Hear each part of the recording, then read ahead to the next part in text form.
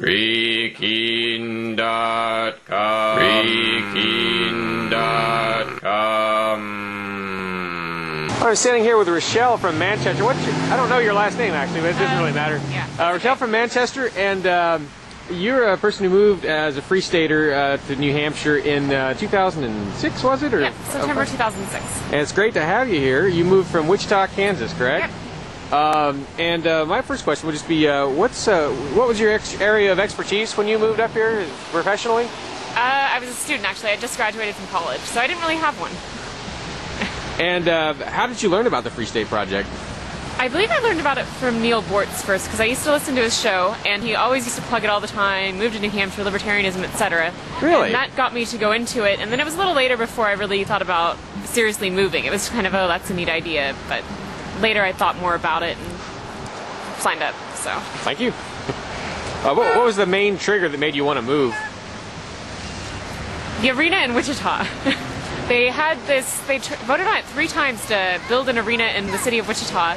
2 times it failed. The 3rd time, by using like really low tactics of basically lying and false information, the vote passed, and it would increase the sales tax in Sedgwick County. It really pissed me off. Yeah, I used to live in Wichita. Yeah. Is it Mayor, what's his, anyway, it doesn't really matter anymore. But, who's mayor over there now? Oh, geez. They're all a bunch of losers. He's from Cuba, originally, actually. Oh, I can't remember okay. his name, though. I keep thinking Ginta, but that's because I'm in Manchester now. Yeah. Well, and you've been here for, yeah, I guess like about almost 2 years. Yeah, a year and a half. How easy was it for you to find a place when you first moved up here? It was actually fairly easy. I looked on the boards. I had seen I moved in September. March, I started kind of looking around for a place to make sure I could actually do it. And I read Alec Muller's thread about how he has a house where porcupines live and that sort of thing. And I figured I'd give that a try because it came with furniture. I wouldn't have to sign a lease, and it would allow me some flexibility. And I would live with people, so I wouldn't be just rolling around by myself. So, how easy was it for you to find a job? Surprisingly easy, actually. I moved up here with just an interview. I actually applied for the job that I got in like the middle of the night, and they called me that morning because as soon as I had an address in New Hampshire, it's a lot easier to get a job once you have an address here. And they called me, and I was like, well, I'm not actually in New Hampshire yet. I'll be there in a week. So we scheduled the interview like a couple days after I would arrive.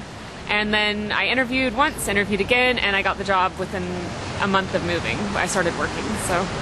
What's improved in your life since you moved here? My taxes are a lot lower. Every year I used to owe money to the state of Kansas. I mean, I didn't earn crap because I was a college student, but I always owed, and I don't know how that works out, but it really ticked me off. And up here, I don't pay anything in taxes. I mean, I pay a bit property taxes through my rent, but it's not direct. Well, sales tax in the restaurant, but that's it. So, yeah. And what's of course, yes, you have to pay the federal, but the well, it's everywhere. Can't avoid that. But well, you could, but yeah. But what's the hardest part of being here? Oh, probably being so far away from my family. Because I used to be really involved in my nephews' lives, and now I can only really talk to them on the phone, and I have to go visit them. And I'm not as involved as I used to be. I can't influence them and turn them into little rebels like I could before, you know. It's a little less involved, and I miss that a lot. And sometimes I miss the weather in Kansas. It was a lot more exciting than up here. But I'm happier up here in general, so. I shot my first tornado in Kansas. First and only. But how do you like it overall being up here? I love it. I love it. I like the scenery. I like the fact that I'm an hour from the mountains and an hour from the beach, where in Kansas I had to drive 10 hours to get to the mountains and even further to get to a beach. So. Yeah, a lot further to the beach. What is a favorite, or what type of activism do you like the best? Well, a lot of what I'm involved with is sometimes just, you know, holding signs, or I used to go to the State House a lot, less now because I feel like I'm busier. I like a lot of the small organizations that they have set up that are so easy to get involved with. So like I've recently started being treasurer for NH Common Sense to help decriminalize marijuana and various other things in marijuana prohibition. And it's been really fascinating, all these organizations that didn't exist a little while ago and now they do. So. And now you fall down, definitely, there's a sort of a split within the movement, so to speak, between people who want to work outside the system, people who want to work in it. You fall very heavily on the inside the system, don't you? I think so, yes. I believe that outside the system can be effective, but some people are trying to turn it more into a lifestyle. As somebody pointed out, it's like civil disobedience, etc., shouldn't be a lifestyle. It should be a tool, a method that you use, like you know, okay, Rosa Parks refusing to sit on a bus, that was a very famous act of it, but the rest of her life she was involved in politics and that sort of thing. So, you know. Yeah, that's an interesting way to look at it. Never thought of it that way. What is a favorite activist memory that you have? Probably when I just arrived here and immediately got involved. I mean, like I said, I lived with in the Pork Manor, so there were a lot of other people there who were involved already, and my landlord, for example, was involved very heavily in Joel Winter's campaign. So immediately he just got me involved with that, and I ended up helping a lot with that, which turned out to be successful. So. Yeah, he was a state rep who was elected to the New Hampshire State House in 2006.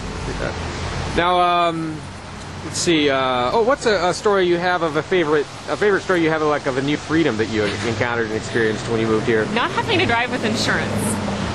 In Kansas, where I'm from, it's mandatory, which doesn't always help you because even if you get in a wreck, the other person might not have insurance. But shortly after moving here, I got in a wreck on South Willow, which is a horrible street to drive on. Don't go there. But I had insurance. I hadn't transferred it from Kansas yet, but the lady I hit didn't. And when the cop was asking if we had insurance, she said no, and the cop was just like, "That's okay, you're not legally required to have it." And it was just so neat to hear a cop say that. Even in that circumstance? Yeah, even in that circumstance. They were like totally cool with it. All right. Well, Rochelle, I appreciate your time. All right, thanks. And welcome to New Hampshire. Yeah. FreeKeene.com. FreeKeene.com believes Keene is the best destination for pro-liberty activists like you. Keene is an exciting and challenging ground floor opportunity. Visit move.freekeene.com and read over 108 reasons to move to Keene. Help us free the beautiful little city of Keene from the clutches of the government. Learn why you should move to Keene at move.freekeene.com.